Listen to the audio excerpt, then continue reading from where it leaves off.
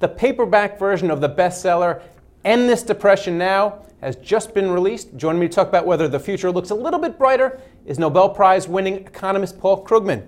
Welcome, Paul, and tell me, housing is up, stocks are up, so what does this mean for the paperback sales? Well, I hope that people will take the message, hey, this shows that things can get better, but there's a long way to go, right?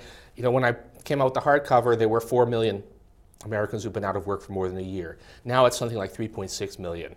This is not good, right? There should be, normal times it's only a few 100,000. So we are on the road to recovery, but a long road it is. Lots of suffering, lots of unnecessary waste. So even better, the depression will eventually end, but why not end it now? Well, last year you were critical of Fed Chief Ben Bernanke when we spoke. What about now, a year later? What do you think of his handling of the economy?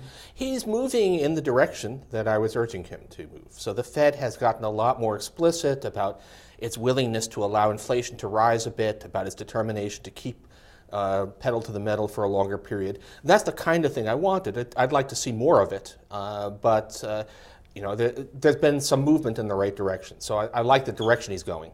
Last time we spoke, it was also during the presidential campaign. Yeah. Now we have a president. He's putting in his new team, which includes Jack Lew. What do you think of his team? What do you think he's going to do during his second term? Do you think it will be to your liking? Well, we understand, you can't pass major new legislation unless there's a miracle in the midterm elections and the Democrats retake the House.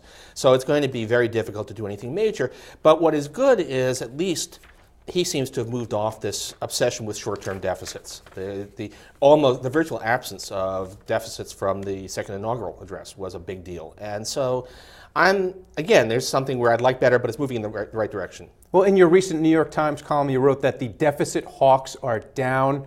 Is this kind of a victory lap for you? Well, it's a long way before I'm going to declare victory, but definitely. I mean, the change in tone from just 2 or 3 months ago is pretty striking. It's the dialogue has gotten a lot more Krugmanite, if you like, and a lot less deficit scold than it was.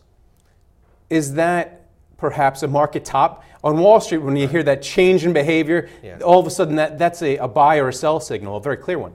Well, I haven't seen myself on the cover of any magazines, so I don't think that's when you really know that you're doomed, when you get featured. So I don't think, no, I think this is an argument on the merits, and I think on the facts, my side has been winning because we've been right. So do you think this is a capitulation of Eric Cantor, or we're going to see it once again when we get the budget ceiling debates? You even hear a little bit of Paul Ryan getting geared up for that debate right now. Yeah, but I mean the good news is that we'll blow up the room unless we get what we want, which was the debt ceiling. That seems to have faded out.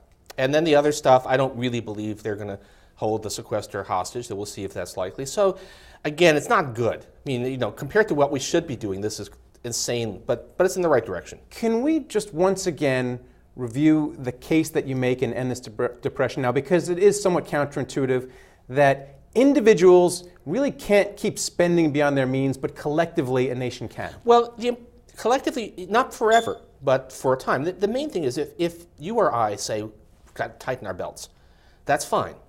But if everyone tries to do that at the same time, my spending is your income, your spending is my income. So if we're all tightening at the same time, the result is a depressed economy, which is what's happening right now. Somebody needs to sustain spending.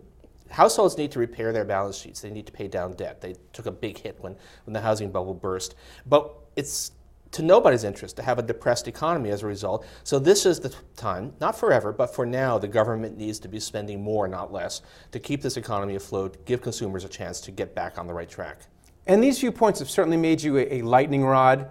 Right. Sometimes you're out there all alone. Are there any economists from the right side, from the political right, who you characterize and you listen to their arguments and you say, well, they have a pretty good point? Because a lot of times you characterize people who disagree with you as not serious. Yeah, it is hard. I mean, it's really become so politicized. A lot of people who I would have expected, someone like Greg Mankiw, his treatment of these issues in his textbook is not very different from the treatment of those issues in my textbook. Mine's better, but so you'd expect him to be a strong voice saying, look, this is not the time for austerity, but he hasn't been, and that's been true in general. So people who I think actually make sense most of the time on economics have muted their voices if they happen to be Republicans.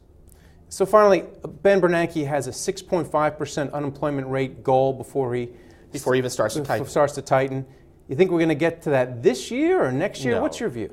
Next year, maybe, but unlikely. I think we really are talking about 2015 as, and that's the point, right?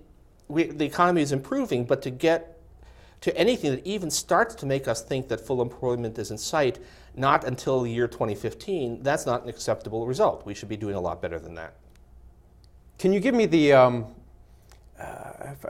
forget the word for it, but you want things to move better, faster, too. You don't want to be proven, you'd like to be proven wrong, correct? Right, of course. If it turns out that spending revives, that there's if something comes along, if there are new technologies lead to a surge of business spending, or if it turns out that households are in fact ready to spend again, or great. I mean, if they're often, this is one of the things where what I fear is not what I hope for.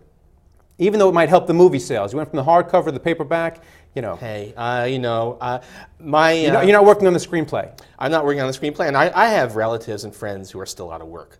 So, for their sake, for the sake of everybody, I want to see this economy recover as fast as possible. As we all. Thanks a lot, Paul Krugman. Thanks a lot. And thank you for watching The Street.